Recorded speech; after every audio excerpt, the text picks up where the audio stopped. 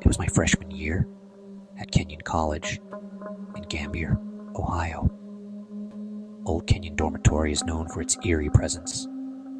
I had heard the rumors about the fire in 1949 and the students who never made it out, but I didn't believe in ghosts.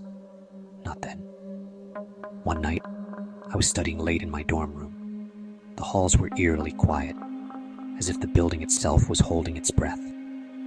Suddenly, I heard footsteps. Heavy, deliberate footsteps. I opened my door, expecting to see someone. The hallway was empty. I convinced myself it was nothing, and went back to studying. But then the footsteps came again, this time faster, as if someone was running. They stopped right outside my door. I froze. My heart was racing. "Who's there?" I managed to whisper. No answer. I mustered the courage to open the door again. This time, there was a shadowy figure at the end of the hallway.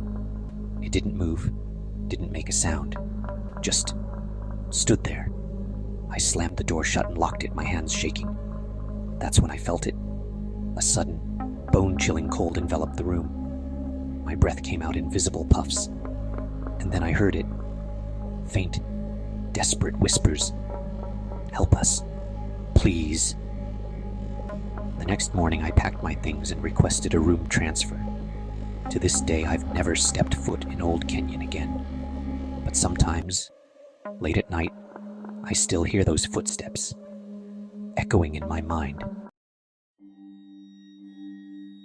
When I transferred to the University of Toronto, I was fascinated by the history of University College. But no one warned me about Ivan Resnikov.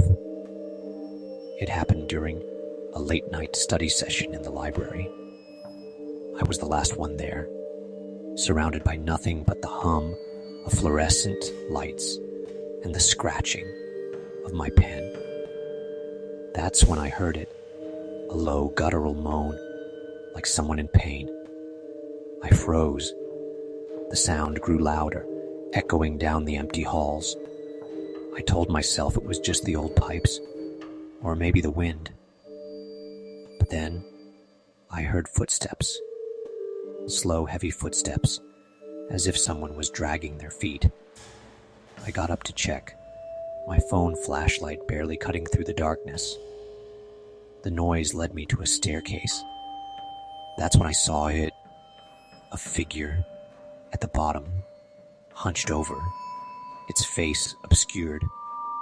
It looked like it was holding something, a chisel. My blood ran cold. I backed away slowly, but my foot slipped, and the sound echoed like a gunshot. The figure's head snapped up, its eyes dark, hollow pits locked onto me. It started climbing the stairs, each step deliberate, each movement filled with malice. I ran faster than I ever have in my life. When I reached the library doors, I turned back for just a second, but the staircase was empty. The next day, I learned about Ivan Resnikov, a stonemason who was murdered by his rival during the construction of University College. They say his spirit still roams the halls, seeking revenge. I believe them now. I never believed in ghosts until I met the Red Lady. It was my second semester at Huntington College in Montgomery, Alabama. Everyone knew the story.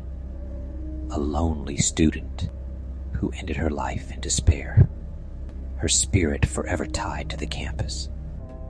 But I thought it was just a myth. One night, my roommate was out, and I was alone in our dorm. Around midnight, a strange red glow filled the room. At first, I thought it was a car's taillights from outside, but we were on the third floor.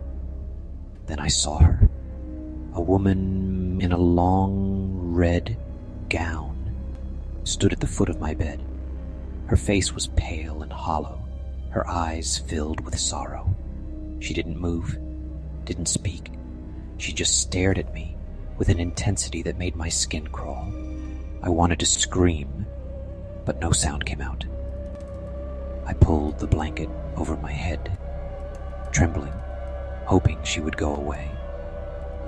When I finally peeked out, the room was empty, but the red glow remained. The next morning, I found claw marks on the wall near my bed, marks that hadn't been there before. I moved out of that dorm the same day. They say the Red Lady appears to those who are at their lowest, drawn to their despair. I didn't think I was unhappy, but after that night, I couldn't shake the feeling that she had seen something in me I hadn't yet discovered. These stories are more than just urban legends. They're warnings, because sometimes the past doesn't rest, and sometimes it's watching you. Sleep well, if you can.